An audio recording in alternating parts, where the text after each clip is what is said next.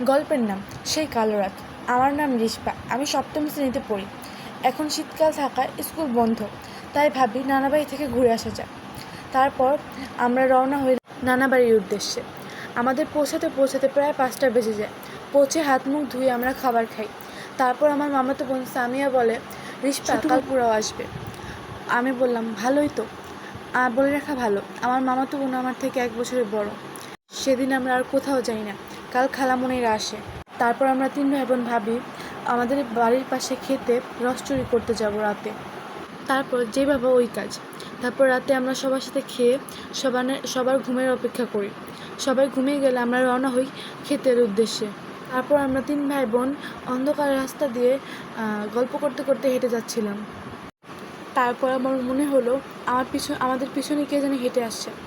সেটা উপলব্ধি করতে পেরে আমি আমার বোন সামিয়াকে বলি, সেও আওয়াজটা শুনতে পায়। তারপর আমরা আমার ভাইয়াকে বলি, ভাইয়াও শুনতে পায়। তারপর আমরা পিছনে ঘুরতেই দেখি আমাদের পিছনে কে জানি পিছনে হেঁটে আসছে। তারপর আমার মামাতো বোন বলল আয়াতুল কুরসি পড়তে পড়তে সোজা হাঁটতে। আমরা হাঁটতে হাঁটতে আমাদের সাইডে যখন আমরা 2 বোন তাকাই, তখন দেখি ভাইয়া নেই। আমরা উত্তেজিত হয়ে খুব ভয়ে দৌড়ে বাড়ি ফিরে সবাইকে বলতেই সবাই ভাইকে খোঁজাখুঁজি করে। অনেক খোঁজার পরেও না পাওয়াতে তারপর ওই খেজুর গাছের নিচে আমরা ভাইকে অজ্ঞান অবস্থায় পাই।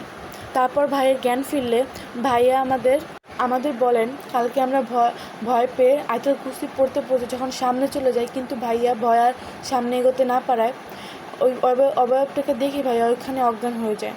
তারপর সকালে হুজুরকে এনে ভাইয়াকে ঝাড়ফুঁক করানো হয় এবং হুজুর বলেন ওই সন্ধ্যায় এবং রাতে ভাইয়াকে রাস্তায় না যায়। তারপর ভাইয়া আস্তে আস্তে সুস্থ হতে থাকে। তারপর আর রাস্তায় কখনোই যাওয়া হয়নি।